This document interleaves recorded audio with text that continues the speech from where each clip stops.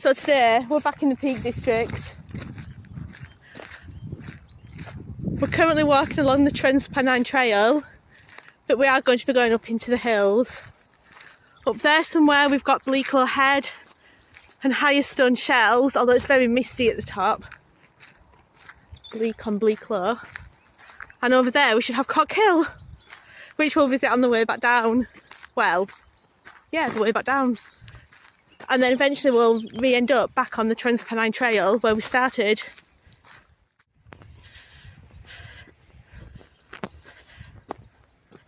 So we're now walking along Clough Edge. We've got Torside Clough running down there at the bottom. We're on the Pennine Way, so it's a decent enough path. We've probably come up about 250 metres of height. We started right over there somewhere. And we've got about 170 metres of height still to go. But we've got this section first, which is a bit more easy going.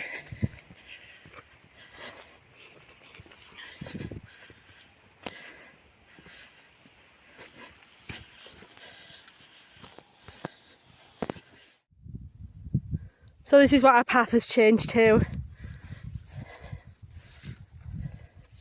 Very boggy in places, and just a muddy track through the heather and the moorland.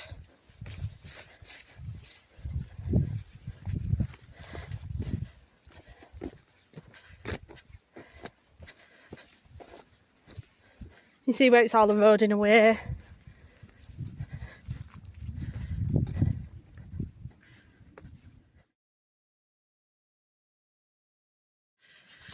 We're at the top of Bleaklow Head, the highest point for today.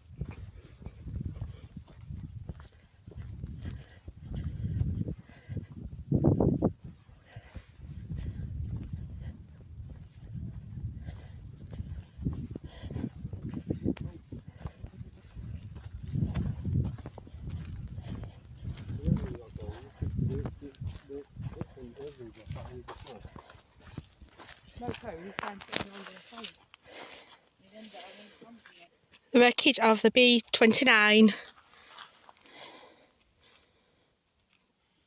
plane, 3rd November 1948, killing all 13 crew members.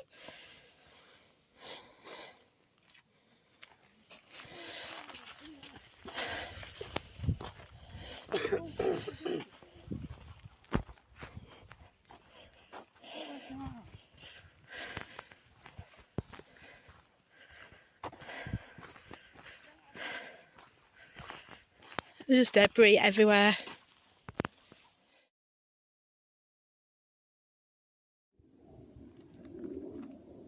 for higher shell stones, trig point. Now we're going to retrace our route a bit and then head along to Cock Hill.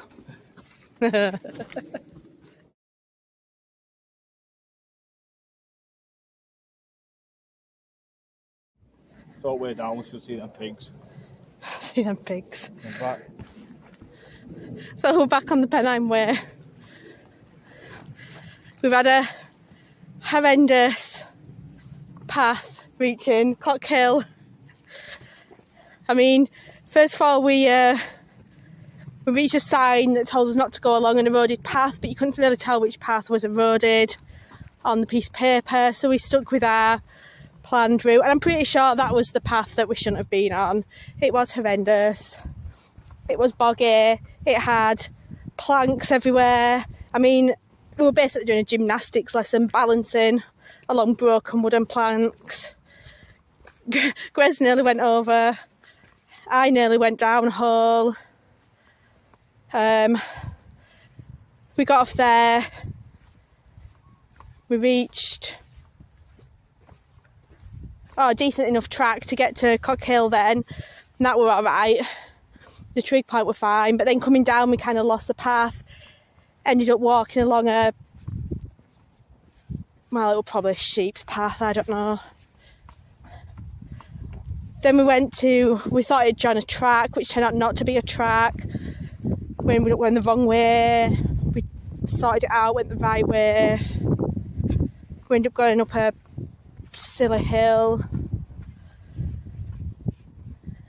Then we couldn't find the wall that we were supposed to be following, which turned out to be a broken wall. Anyway, we're back on track. We went down access land after climbing over a broken stile. I think it was stile, who knows? Maybe it wasn't a stile. I mean, luckily the nail I put my foot on was bent down, so that could have been disastrous. Anyway, we're on the Pennine Way, we're heading back. The reservoir's there, so that looks great now. Good view now. All the mist from this morning's gone. We'll reach the Trans-Pennine Trail and then we'll walk back up that to where we parked. So yeah. So we're almost back to the car. We're just walking through this forest area, Longdendale Forest or Longdendale Valley Forest or something. Today we started here near Torside Reservoir. We walked along the Trans-Pennine Trail, joined the Pennine Way all the way up to here, where we followed this footpath to the Wainstones. From the Wainstones, we went to the highest point of Bleaklow Head, which was here, a cairn with a big stake sticking out of it. From here, we cut along to the Hernstones, where there were groups sat eating or doing whatever they were doing. We cut along access land then, because there were no particular footpaths, to higher shelf stones at 621 metres. Also passing the remains of the aeroplane that was broken up. We then cut back to access land to the Hernstones, back down to the Wainstones. We retraced our route back to here, where there was a sign about the erosion. We cut along this path, which we think was probably the one we shouldn't have gone along. Once we got to around here, it was a lot better. We went along here to Cock Hill at 426 metres. From there, that's when we kind of went wrong, ended up somewhere on this track, cut round here somewhere, went down access land, followed. Oh yeah, we crossed over that trail, followed this little footpath here till it finished, and then we just cut along access land, rejoined the Pennine Way and retraced our route back down to where we are here, just walking through the forest. Sorted.